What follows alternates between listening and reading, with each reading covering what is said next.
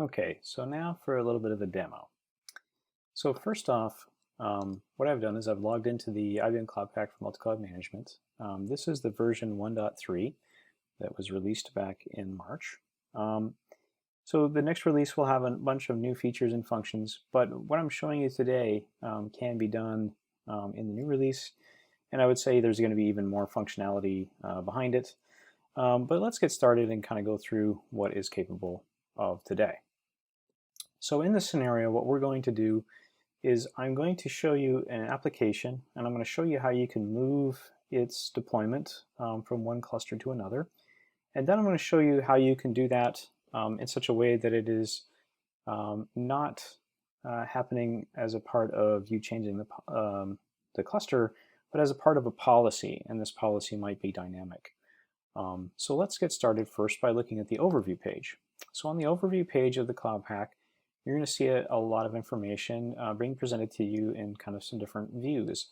So we have the cloud provider types that are allocated to in the system, and you'll see we've got a bunch of different cloud providers. This is a mixture of virtual infrastructure type. So on Amazon, for example, we have one Amazon Kubernetes cluster, and we also have 155 cloud VMs also deployed. On VMware, we have 140 VMs, and Google, you'll see we have one GKE cluster as well as 59 VMs, and Azure, right now we don't have any Kubernetes clusters on Azure at this moment on this system. And Red Hat, of course, this is the OpenShift, so you see we have 3 OpenShift clusters, and we have 3 cloud VMs, which those are running on, and OpenStack, and this is our connection into power systems. And IBM is one IBM Kubernetes cluster. This is the IKS system that you might have heard of. And then this is the one Kubernetes cluster that is a OCP type cluster. And then, of course, a Microsoft cluster as well. So you kind of see where your distribution is and where it lies, and kind of get some little bit of data here.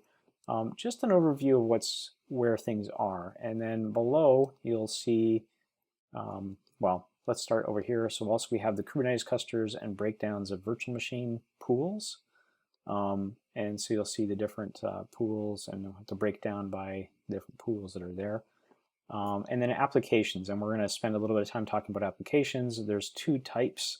There's the hybrid app, which is based on the Kubernetes container constructs, and also the VM services, which I'm not going to talk about today, but I would say the hybrid app will, in the next release, contain both virtual infrastructure as well as Kubernetes. So these concepts are going to start to blur a little bit in the next release. So applications, the container applications, you can kind of see the ones that are deployed here, and you can see the virtual applications, the ones that are deployed. And then if we scroll down, you can start to see the infrastructure, where we're connected to, the number of clusters. On this side, it's the infrastructure for clusters. And you can see kind of they're broken down by provider. You can see over here I can switch it and show by region, and I can show by purpose. And so everything is currently in dev, currently in the US, and there's a breakdown of the following providers for each of those. And you can kind of see their status, and so everything is ready, which is good. In some cases, we're not reporting storage back. It's likely due to the fact that pods are not deployed with storage on them. Over here in the virtual machine space, kind of the same kind of detailed information. You can see the number of powered on VMs, etc., breakdowns. Below, you can see compliance states. We're going to talk a little bit about compliance today, although I'm going to focus more on the policy aspects of compliance. And that's kind of what these container policies are below here. And again, I'm going to show you how to create one of those and use them later today. And virtual machine breakdown, again, by compliance. So you can create compliance constructs that run against virtual machines. Those are using smart state analytics. In the next release, we'll enable also Ansible scripting to run, and we're going to get some CSI compliance scripts to be a part of that. And so you can actually run compliance against your virtual infrastructure. And down below, you can kind of see the number of policies that are created for VMs at this time. So to get started, we're going to start by looking at one of the applications. I could navigate through the menu, but I'm going to click here just because I'm already here.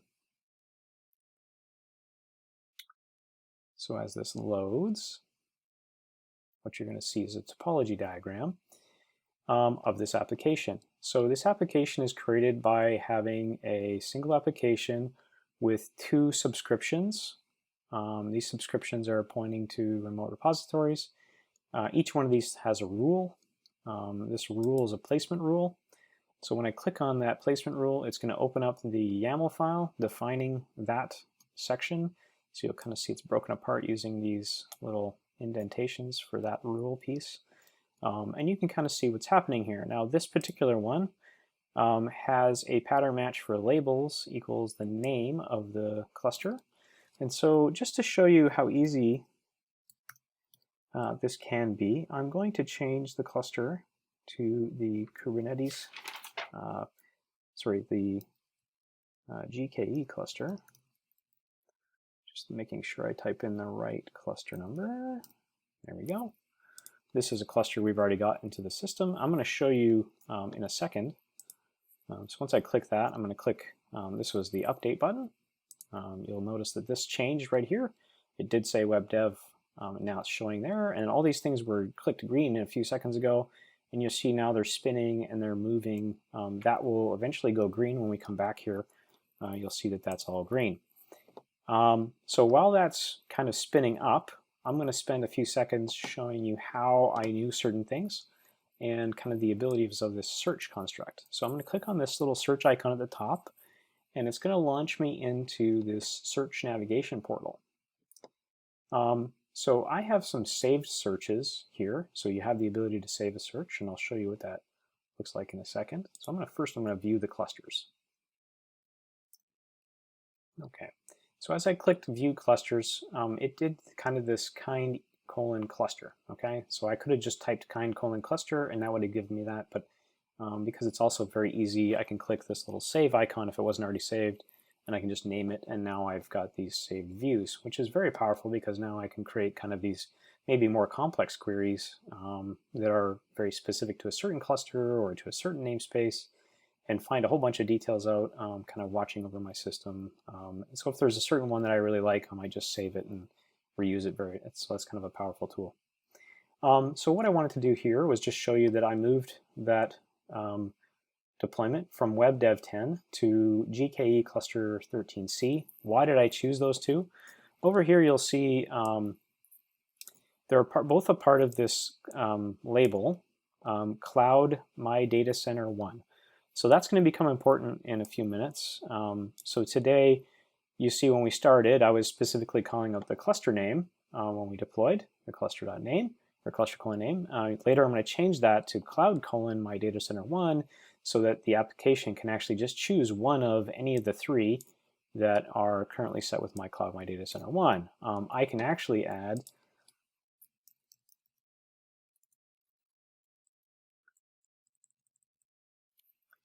label cloud my data center 1, and you can actually see just those three. So that's kind of a neat little trick there. Search can be really powerful, like I said, so you can actually kind of put in a whole bunch of details and kind of filter things down. So I'm going to load another search now to talk about namespaces on these three clusters. So what I did is I searched on kind namespaces and WebDev 10, which I knew was one of the clusters that I was interested in. And so of course on that WebDev 10 cluster, there's a whole bunch of namespaces. What I'm looking for is a specific one. So I'm going to increase the number we see on a single screen here. And we've created on these clusters a namespace that is actually the same name as the cluster. So I don't want you to be confused when I use it later as a namespace object, even though it's the name of the cluster. The reason we're doing that is because it's very easy for me to remember that, what is the namespace that is only on that one cluster, and I know what namespace that is. This is you don't have to do this. We use this often in cases where we're doing demos. It's very easy for us to then kind of create some policies that kind of limit things or exclude things from certain clusters. Of course, you can use other constructs to do policies, in which we'll talk about that in a second. So now that we've done the search and we've noticed the namespaces and we've noticed the metric on the cloud, we're going to go and create a policy. So I'm going to click on the navigation here. Just to note, this was the applications page we were on before. And we're going to go create a policy. And policies are part of my governance of risk.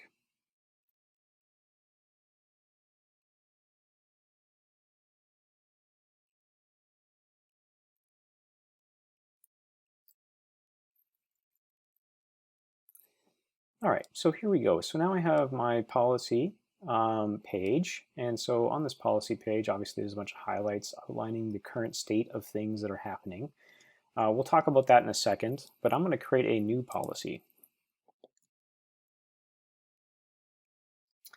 Okay, so we've got this kind of an interesting interface here. So what we have is this policy YAML file here. And so if I'm an expert, I can just go ahead and modify this.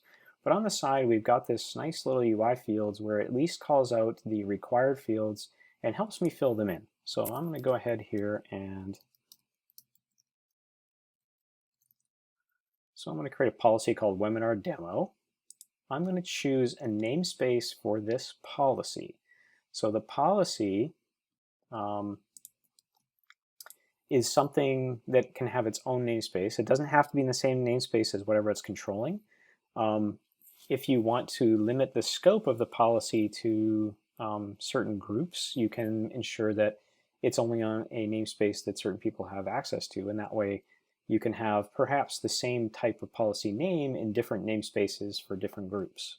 And all right, so I'm going to choose a specification now, and you can see under specifications there's a whole bunch of different kinds of specifications I could choose from. I could limit the cluster via, make it so that clusters must have a memory usage limit.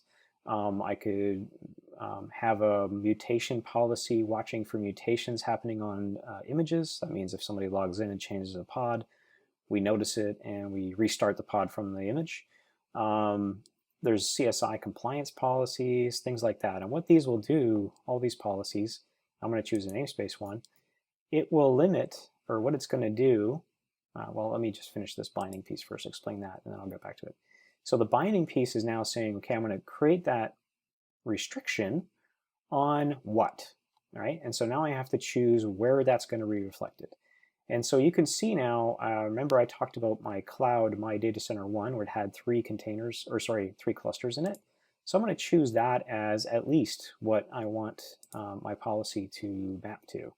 Meaning I'm going to check all the clusters in here to see if they match this namespace policy. So by default, it creates one that says this namespace must have a namespace of prod, okay? And I'm going to change this so that it must have a namespace of web dev 10. So what's going to happen then? I'm just going to change this comment. Not that it matters much, but I'm going to save it just to be good. So now if I'm looking at this YAML, you can kind of read through it and see how it's all translated from this section over here. So you can see the policy name, you can see the compliance statement, right? Must have namespace this, and this is based on the specification. Each specification is going to have its own little section. If I added more, you would see a whole bunch of details come. And then this is kind of the spec, the binding, right? So this is where the binding says in the cloud is in values that, okay? So I'm going to click create now. Okay. And now I'm going to search on web, and it does take a second to populate in the table. It's being generated in the background. There he goes. Okay, so the reason it took a second is because it actually creates two objects underneath. There's a placement binding and a placement policy. So you can kind of see there's the binding and there's the policy and are now created. Those are Kubernetes constructs that get created underneath. As I click on that, you can see it's now created. So I can click on View Clusters, and you can see that 2 of the 3 clusters are not compliant. So what it did was it went to check to make sure that the namespace exists on each of these things. And so you can see that only on the WebDev1 cluster did that policy actually exist. So this is, obviously something that is hard-coded for a demo. is probably not how I would want to create a policy as far as, it's kind of a non-relevant policy, to be honest, right? But you could see that if I created a policy that was based on security findings and making sure that my clusters were secure, if a cluster became unsecure, it would violate the rule, and then you'll see what happens when it's not in violation, when it's in violation, when you apply it to an app. So right now our application is currently running one of its containers on this GKE cluster, and the other one is on social dev 14. So that means the only one that is compliant is WebDev 10, and so if I go and update my application to point to this policy now, it's going to have to move everything, okay? So that's the policy. So now we're going to go back to the application that we were playing with, and I'm going to make another change. Hopefully it's finished making the previous one. Okay, so I'm going to click on the ticketing app, and it's not quite complete. Normally you would start to see these with little green, oh, there it is. Oh, just finished, just in time. There we go. So normally you would see these services show up as green. If you click on them, you can kind of see a state over here. So status is subscribed. It's updated 7 minutes ago. It finished. Over here you can kind of see some details about where it's running, etc. And down here you can actually see some details about the actual pod itself.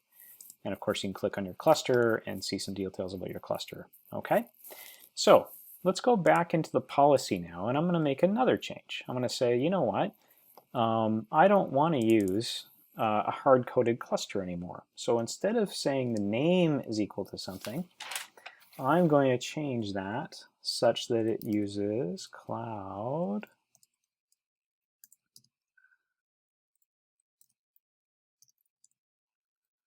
my data center 1. Did I spell it right?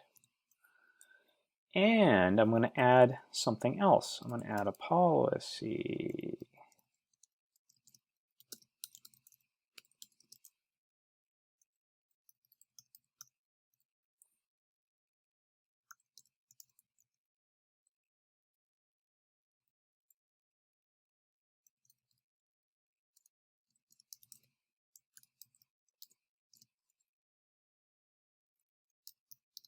This, remember, is the namespace of the policy, where the policy is. So that's the unique identifier, right? So just because it has a unique name, it doesn't have a unique name unless it's with a namespace, which is why you need to specify both. So now that that's done, I can click Save. And once I click Save, you'll notice, boom, that deployment is gone. So now we'll just have to wait a few moments while the backend system does all the extra checks. And now you can see that it is switched to WebDev 10, and it has started to deploy. And again, this is going to take a few minutes to go back to green. And so over here, you're wondering why this one's on social dev. Well, this particular application has 2 subscriptions. Each subscription has its own policy rule. And you can kind of see that this one down here does not have a policy setting, and it's still set to, in fact, hard-coded to the specific cluster. And so if I wanted to change this one to the cloud setting, I could, and add the policy details here, I would as well. And so that kind of completes the application policy controlling. And that concludes the demo for this seminar. Thank you for joining.